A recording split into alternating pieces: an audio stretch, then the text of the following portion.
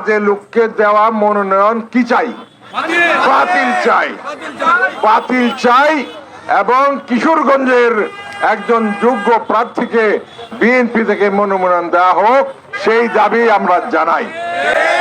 বন্ধুরা আমার, এই দাবি যদি আমাদের দল যতক্ষণ পর্যন্ত না মানবে ততক্ষণ পর্যন্ত আমরা কি করব? রাজপথে থাকব, আন্দোলন করব, আন্দোলন আরো শক্তিশালী করব। পর্যন্ত করবেন না, এটা শহীদ জিয়ার দল।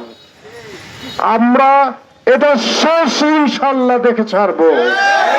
আমরা আপোষকামী। আমাদের অঙ্গ সংগঠনের নেতৃবৃন্দকে আমি অনুরোধ জানাচ্ছি, ভাড়া করে মানুষের কিশোরগঞ্জকে বিভক্ত করবেন না। আজ আমাদের এখানে একটি লোক ভাড়া আছে, আপনি বলেন? আমার কিশোরগঞ্জ এবং হোসেনপুরে সব আসে নাই, আসবে। আর আমরা যদি খেপে যাই, ওই একটা 5ই আগস্টের বিপ্লব হবে ইনশাল্লাহ।